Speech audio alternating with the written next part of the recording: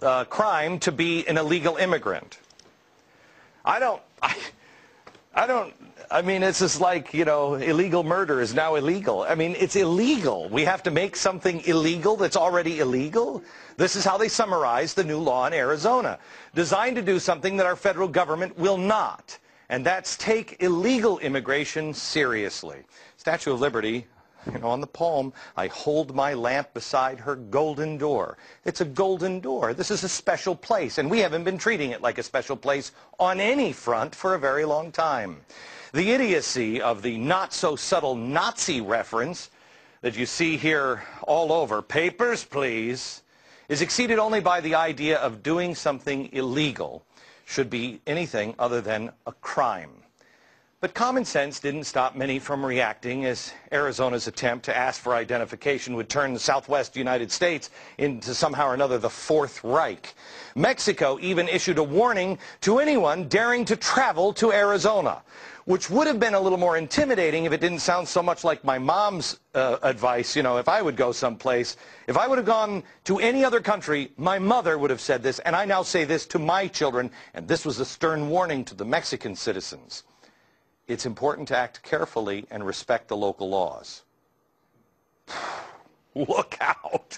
It's a Nazi concentration camp here. That's pretty good advice. Isn't that good advice to tell your children? Mexico's outrage rings particularly hollow considering Article 67 of their population law.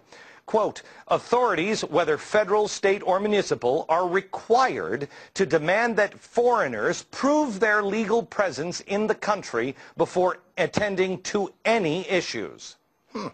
In addition, Amnesty International called the abuse of migrants in Mexico a major human rights crisis. Look, Mexico is on fire. And if I had my family, I was a Mexican citizen, and I had my family there, with everything that's going on with their corrupt government and the drug lords and everything else, and I knew that the United States offered me opportunity, and they didn't enforce their own laws, I'd probably be here myself. But things have to change. If we have to occasionally ask for identification, yeah, that's what we have to do. In Mexico, an estimated 6 out of 10 migrant women and girls are victims of sexual violence, a crime often participated in by authorities in Mexico themselves. That is a human rights crisis, not us asking people for identification if you're stopped for something else. If the Arizona law is so controversial, the residents of Arizona don't seem to understand why. A new Rasmussen poll found that 70% supported the basic concept of the law. Now, how did this happen? It's got to be all those rich people, right? All the rich people. No, not really. Those earning less than $20,000 per year supported this, 60 to 34%. So I know it's all the old people there.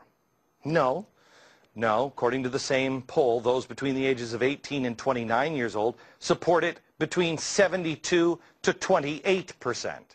How about all the Republicans in Arizona?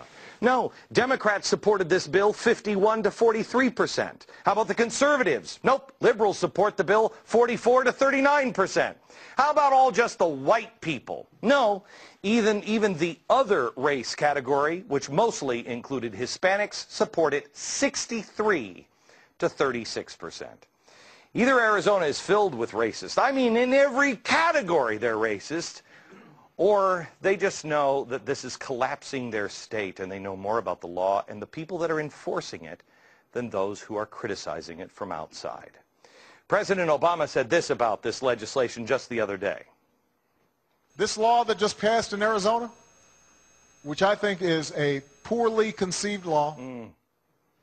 Poorly conceived law. He would have been right if anything like the law he described actually existed. This is how he summarized his worry for Hispanic Americans. Now suddenly, if you don't have your papers and you took your kid out to get ice cream, you're going to be harassed. Yeah, and then there's going to be a doctor who's going to remove your feet and take your kid's tonsils out.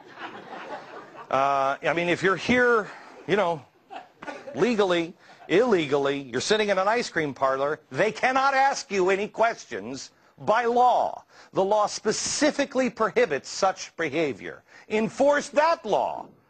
It applies to so many circumstantial limitations that it's hard to imagine how systematic abuse is even possible.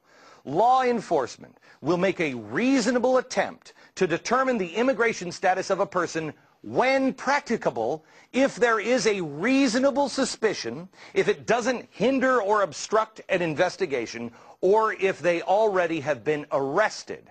However, the law states, race, color, or national origin cannot be the only reason they were asked. Furthermore, any such interactions must be permitted by the United States or the Arizona Constitution.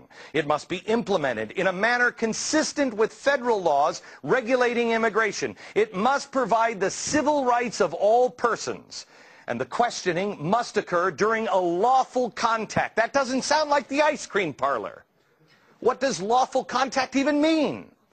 According to the University of Missouri, Kansas City law school professor who helped draft the law, it means, quote, the officer is already engaged in some sort of detention of an individual because he has violated some other law.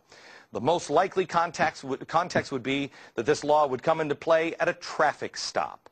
Arizona is currently in the midst of clarifying this even further, just to announce that their cops are not racist.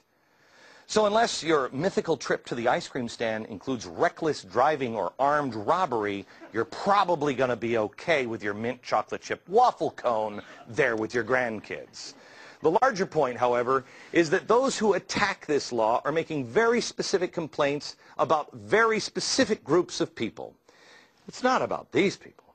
It's not about the Tea Parties or anybody. It's not. Whom would be perpetrating this abuse?